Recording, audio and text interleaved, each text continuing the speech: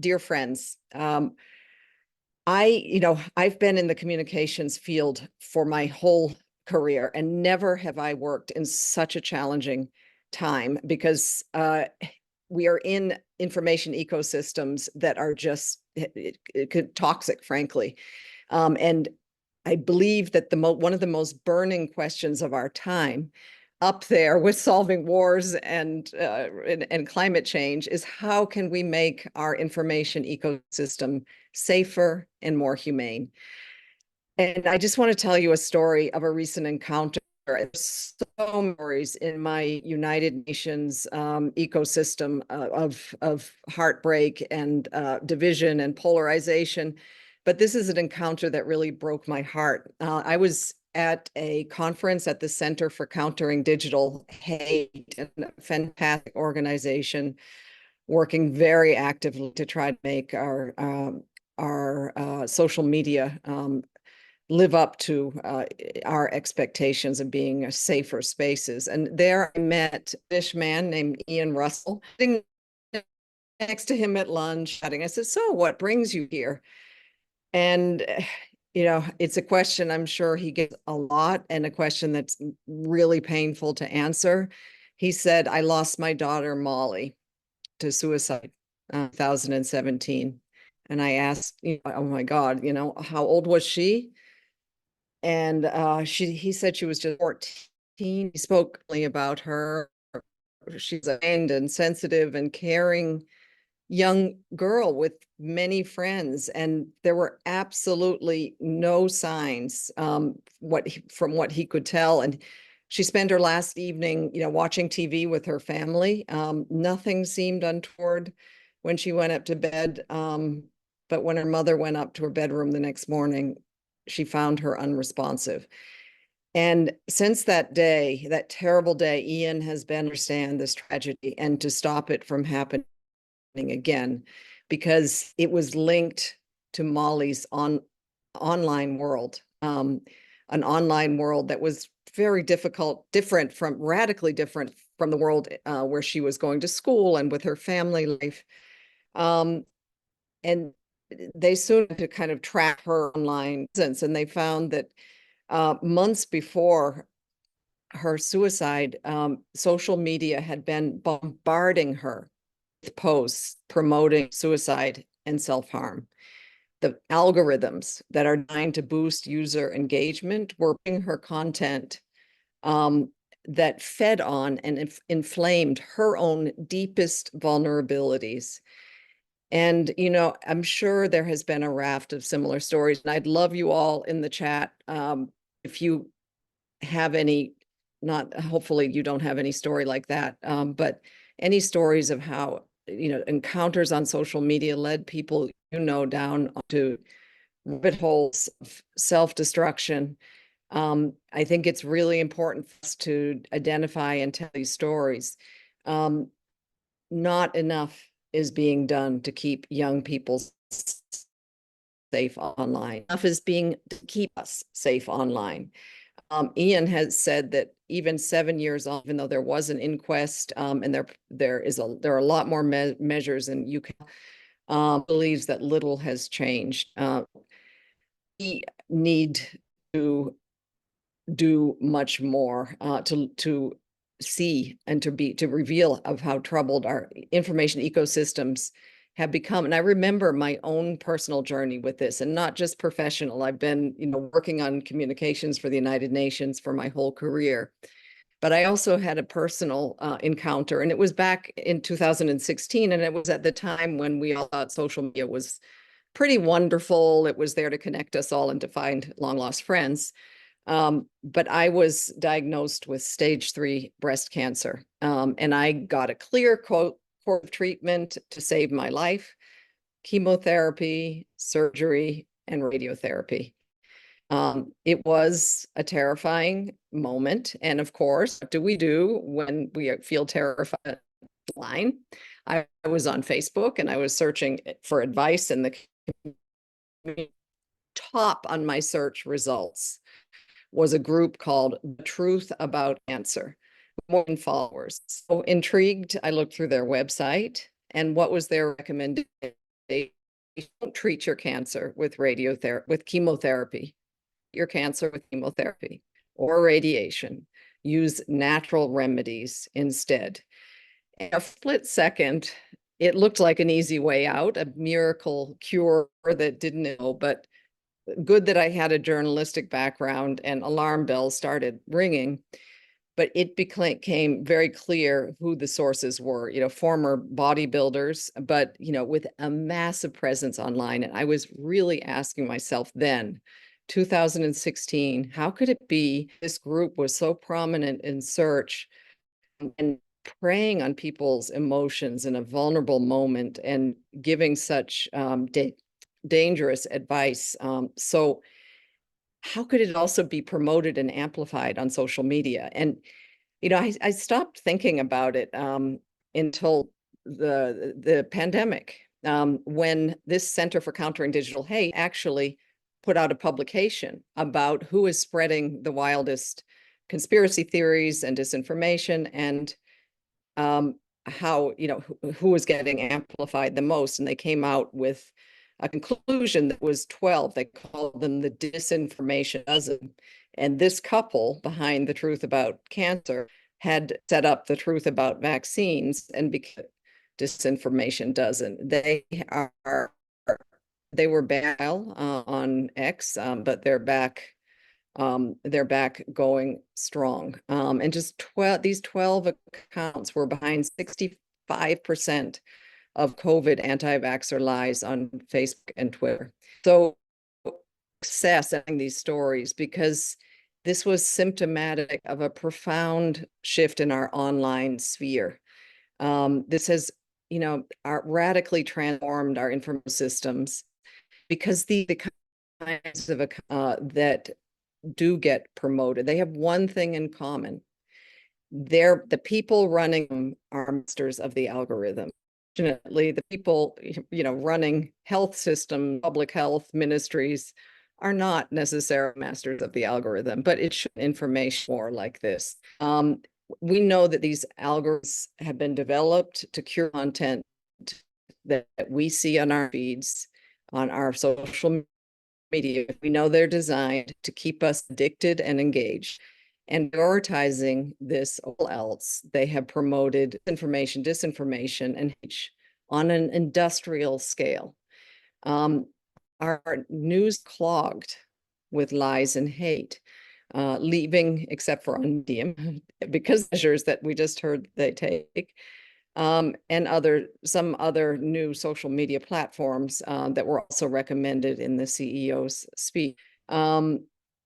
What it does, voices for pausing to make themselves heard, and that includes the United Nations. I mean, for example, the United Nations is downranked on Facebook, making it a daily struggle for us to get our information out on, what's happening in a war zone. What is the latest data on a certain disease that's spreading? So, we have quite a competition here with the bad actors who are to lead people astray, because individuals are favored over institutions, and also news organizations. So I just wanted to say also what we're seeing, and from the UN perspective, because we're working on a wide range of issues, is that it doesn't just stop snake oil salesmen and who are trying to make an easy buck, and also, bullies, but it's also fossil fuel magnates, undermining climate action for profit. It's conspiracy theorists who are eroding trust in science and institutes, malicious acts stirring up old fears and hatreds. We're seeing in conflicts and wars, information online being weaponized to provoke the worst of human nature. We've even seen platforms being exploited by genocidal governments to convince ordinary people to murder, rape, and to drive out their fellow citizens.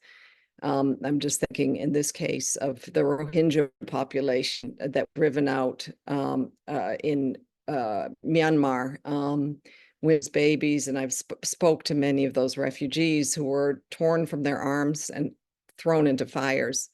And teams from the UN who look at this in the aftermath, what caused this horrific incident where almost 100,000 Rohingya had to flee suddenly, and many died.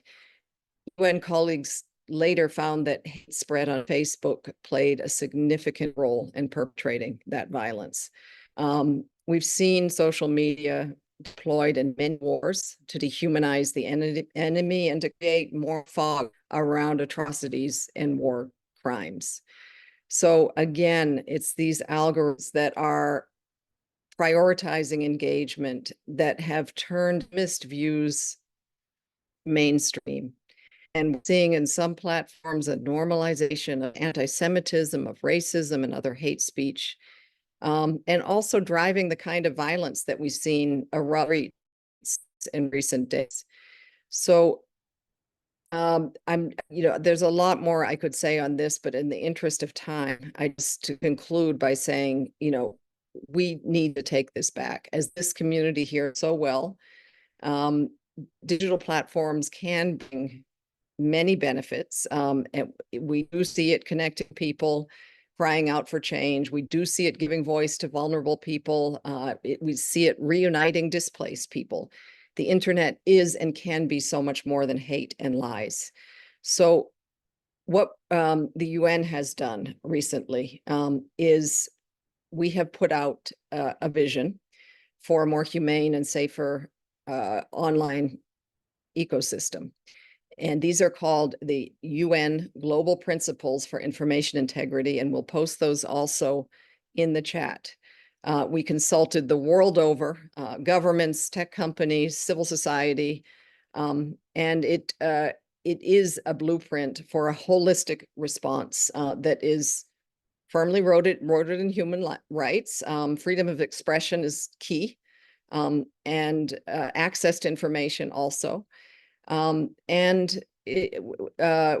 people are empowered to have choice and control over the information they consume, and where children can learn in safety, not be brought down ugly rabbit holes, and where women and minority voices can speak up without fear, where damaging content is not algorithmically rewarded, and where disinformation is not monetized. And the most reliable and accurate information is also the most accessible. It is a vision of a world where social media platforms are accountable for the harm caused by their products, and also transparent about their use of algorithms, business models, and enforcement of their own rules. Also, where advertisers and the PR industry take responsibility for creating monetizing content that results in harm. And that in that sense, also, the platforms should also ensure that ads are not unwittingly placed next to online mis or disinformation or hate speech. So this blueprint is there. I'm going to leave it at that. I'm going to ask, I think that we're at a stage where we do have agency, and we can demand change. I think you being medium writers and readers is also a sign that you're fed up with the toxicity in other places. So let's together build a better internet and a better world. And let's open the floor now. I'm going to check the chat. And again, I'd be fascinated to hear also your visions for a better internet. And sorry if I just saw, now I'm looking at a message from my colleague. Apparently my internet was patchy. I'm really sorry. I'm away, and I was hoping to be in a very good internet space, but sorry if you missed some of this. A comment received by Glory. There is a reason that I delete social media apps for months on end before installing them again for anything important. That's probably a very good mental health strategy. A question by Scott. I am curious what advice you would have for platforms like Medium to support a more healthy online ecosystem. I would I again was very encouraged to hear from the Tony, the CEO of Medium, about how Medium is taking, getting rid of all kinds of spam. They have all kinds of quality controls, and it's a membership model and not an ad model. And that, I think, in itself goes a long way to ensuring quality and humanity on the space. So I would encourage you to go back and listen to his talk. And then Helen asked, it's heartbreaking. What can we do as individuals? Again, I think if you look at our UN Global Principles on Information Integrity, there's a whole section there on users and what you can do. I mean, one of the things that is I find really striking is, kind of how willingly, because I think at the advent of social media, most of us just believed that it was the space to be, that it was, out for the greater good. It was a fantastic space to connect. And we didn't enough ask, what do we have to give away for this? And now we can learn and understand more that the price that we pay is almost our own personhood, our data, that is being sold and traded and, and then fed into algorithms, and then we're targeting. So I think taking more ownership of our own data, and also just, really, I think the more individuals, I really believe there are so many more of us out there who want to make the internet more humane. Let's move to those spaces that are responsible. Let's look for social media platforms that are doing the right thing, and if not, use our voices to demand it. Comment by Evelyn, we need to teach media literacy to children the way we teach stranger danger. I completely agree. I think it should be in curricula for our kids from elementary school on. I also think there should be more help for our seniors, many of whom are victims of all kinds of online scams and are not as proficient as some of the social media and digital natives that some of us have become. Media literacy, absolutely key, but we can't leave it only to that. And comment by Maybelline. I personally know of many who've been harassed, bullied to commit suicide, young and old. Oh, I'm so sorry to hear that. And that the social and online platforms are too open to scam and malicious acts and misinformation. It has been a regular occurrence for me to report bullying, misinformation, and scams, especially the advertising. That is one thing you can do. Thank you very much for telling us. You must spend a lot of time and energy. And then just to note that many creators and contributors on Medium are struggling themselves, laid off, fired, or don't have the financial capacity just to eat or have a home. What are we supposed to do when there are systemic issues and not being heard, when we petition, communicate, or advocate for great causes? I think there's a lot there, and I agree. One of the things that really concerned us is with the rise of social media, we've seen a demise in the financial model of a lot of traditional media, public interest media, and that means a lot of journalists have also lost their jobs. So the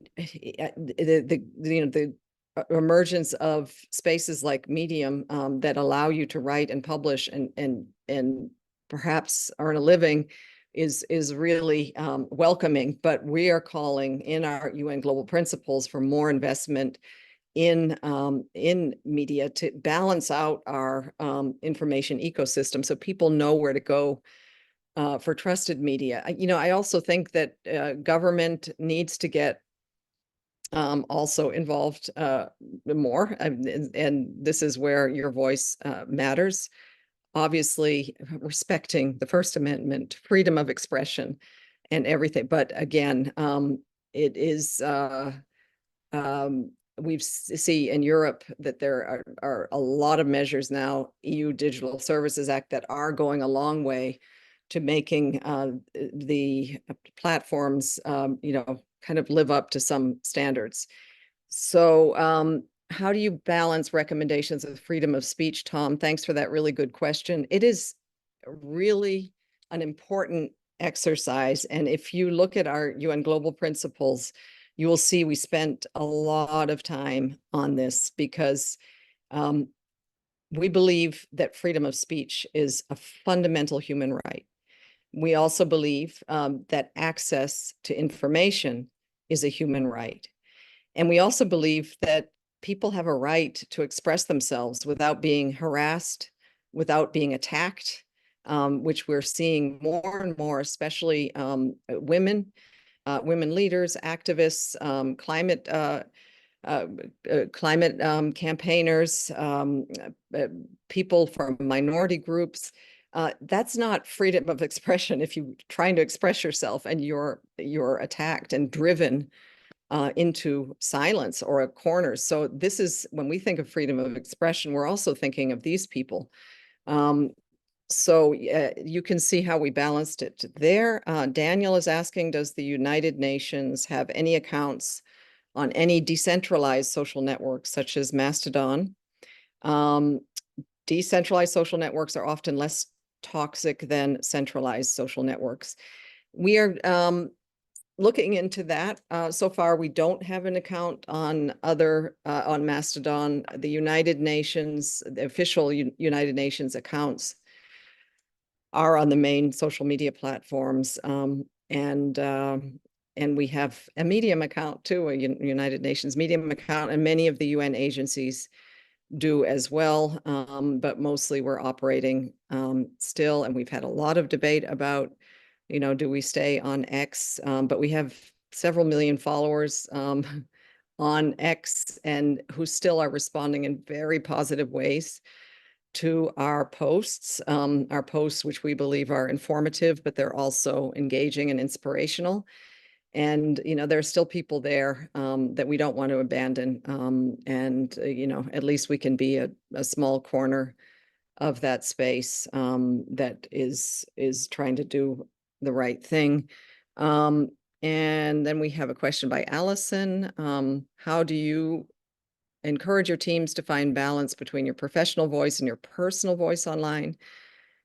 We talk about a more humane internet, but it often feels like our humanity is erased due to corporate restrictions. That's interesting. That's probably somebody working for a corporation or for an organization. It's a balance. As head of communications for the UN, I encourage my colleagues to be as human as possible. I think the UN and many corporations are like big brands or institutions that feel inaccessible to the people you're actually trying to reach. So who better to reach people in this digital age than your staff? They need to be given guidance and need to be given the confidence that if they do speak, that they'll be supported. And so we have certain obvious guardrails. We are all international civil servants. We don't speak out on political issues. We follow the lines of the UN, but there's much that we can speak about our work and also our hobbies. So it depends on the organization, but I would encourage personal outreach. Michael, with all-time low in trust in traditional journalism and legacy media, how do you see Medium redefining standards of journalism in this age of increased polarization, disinformation, and AI? I think this is really interesting. I do, and I read those surveys on trust in media, and do see with concern that the trust has tanked. I think it also depends on which media. There's a lot of partisan media, or if you're talking about cable news, that's one thing. But traditional media has seen a trust has gone down. But then, when you look at subscriptions to some of the big top newspapers, those have gone up. So I still think they play a huge role. That said, people are also looking, and I was listening to Tony at the beginning saying that they see medium writers as providing context and using their specific expertise to provide a different kind of angle into something maybe that's trending in the news, but is very specific to their interest. So I think people are really interested in hearing, as we've seen from social. That's why social media works so well, because people often have more trust in people from their community and individual humans than they do in kind of institutions. So I think there's a huge potential for medium writers to be seen as real trusted sources of information and context. Manas is asking, how do you effectively filter out misinformation with all the fact-checking resources being vulnerable today and susceptible to being corrupt and compromised? Manas, I'm not aware of any, maybe there are, but most of the fact-checking organizations I'm aware of, and also the academics and academic departments that have sprung up all over the world to try to study and address mis and disinformation, hate speech, or the phenomenon of information integrity online. I've seen them to be, incredibly amazing people, very dedicated, very concerned about making our information ecosystems healthier, and unfortunately, increasingly under attack. So I think we need to support this part of our of civil society that is studying, providing recommendations, uncovering, delving into the sources, who are the disinformation actors spreading misinformation, how is it being spread, and exposing this so that we have more understanding of where our information is coming from. So I'm actually quite impressed with that community.